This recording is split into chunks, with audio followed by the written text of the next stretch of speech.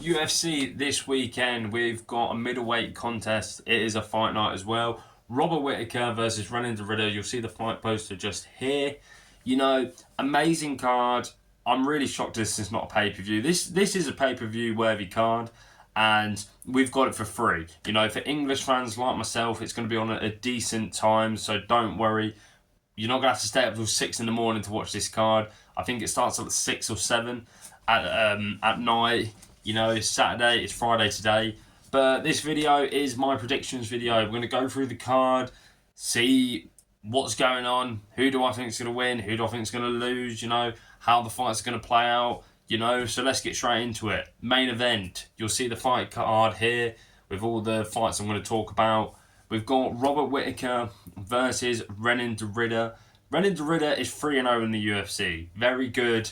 You know, hasn't looked amazing, but he's got 3 finishes, you know, against Gerald Meerschaert. Okay, alright win. Definitely should be beating him. That was a bit of a sloppy fight. Then fought Kevin Holland at middleweight. You know, we all know Kevin Holland's not middleweight. He's really not. Got a submission win, though, against him.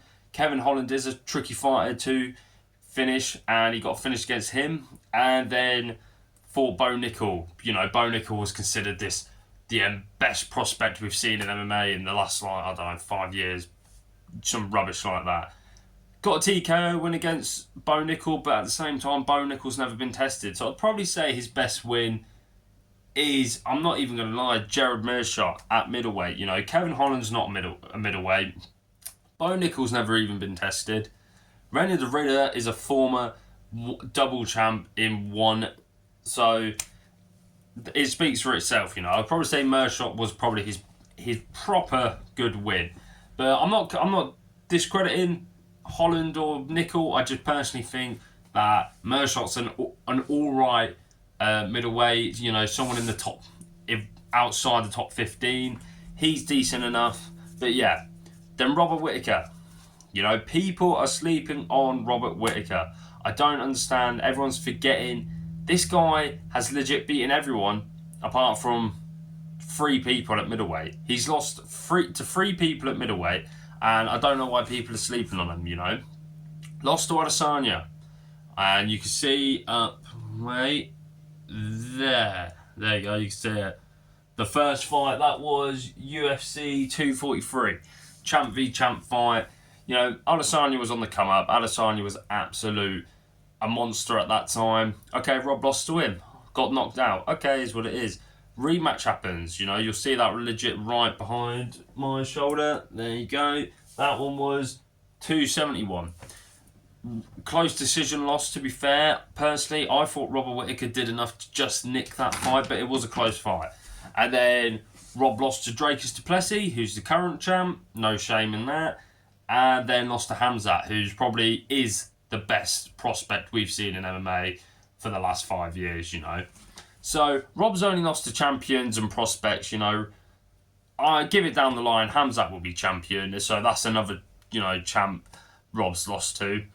And, you know, Rob's got good wins against Cannonier, Marvin Vettori, Paulo Costa, Jacare Souza, Romero twice, Darren Till, Kelvin Gastelum, Ikram Aliskerov, if you want to add him. There's so many good wins that Robert Whittaker's got, and I think people are just sleeping on him now because he got choked out by Khamzat in, what, a minute or 2?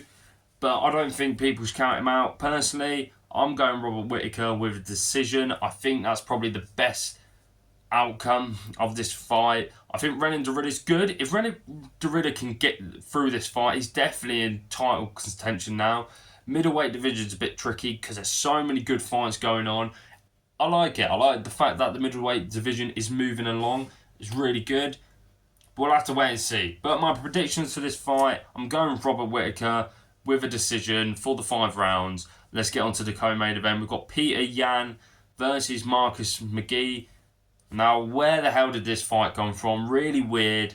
Who asked for it? Who even wanted it?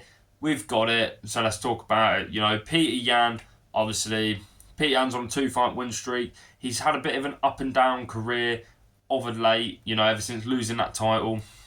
Fought Uriah Faber, beat him. Then fought for the title against Aldo, where Aldo really shouldn't have got the title shot, but he did. Then fought Aljamain Sterling and illegally kneed him, you know. People going, oh, Aljamain was acting. I don't care. You shouldn't illegally knee someone. You know the rules. You're a professional fighter. And it was on purpose. There's no way Peter Yan accidentally did that. It was, Aljamain was grabbed his hands and bloody kneed him. There's no way that was a accident. So personally, I thought Peter Yan deserved to get the title. Then he fought, obviously, on this card here, 267 against Corey Sandhagen for the interim belt. Now, that was one of the best fights I've seen. A very technical, high-level fight. Won the interim title. So then what is he? Lost one, win. Then he fought Aljamain again for the belt. You'll see just there. That was 273. That was pretty much the unification bout. And Aljamain won. Split decision, I'm pretty sure. But you could have given the nod to Peter Yan. Once again, very tricky fight to score. And then once again, Peter Yan had a bit of a slip-up. Lost the split decision to Sean O'Malley. Then lost to Merab Dvalishvili. Then he's got 2 wins on him against Song Yadong and Davison Figueiredo. Good wins, to be fair. But of late, he's 50-50. 2 good wins, but you did lose 3 in a row just before these 2. So we'll have to see what Peter Yan is. Personally, I think Peter Yan's going to win.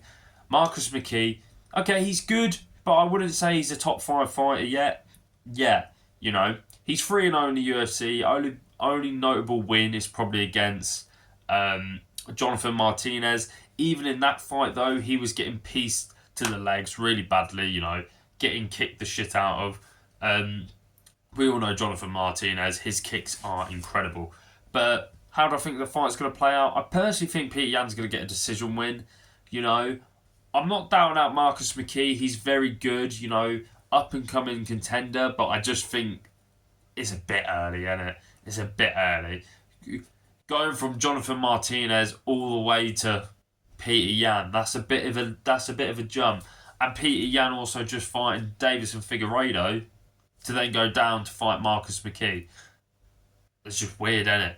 It's just a weird fight. But you know what? Marcus McKee's ranked. Peter Yan's ranked. If Peter Yan can win, that's a 3-fight win streak that he's got against ranked contenders. And if Marcus McKee can win, then brilliant, But I'm going to go with Peter Yan with a decision win. That's my prediction on that. Then the feature bout, we've got Shira Bullet versus Barry Alt. I think that's how you pronounce his name, the Canadian guy. I've watched him multiple times. I'm going to keep this one short and sweet. This fight is just for Shira Bullet to get back in the win column at middleweight. They gave him a ranking because he did a crazy knockout. Then fought MVP and lost. Lost quite convincing, to be fair. I think Shira Bullet's good, but he's a striker. Really weird. Him being Russian, I would have thought he would have been good at wrestling, but he's not. Striking his thing. He's a phenomenal striker, to be fair to him. Barry Alt, he's okay. All he wants to do is get you and hold you against the cage. That's a bit boring on my half, but is what it is. It is what it is with UFC.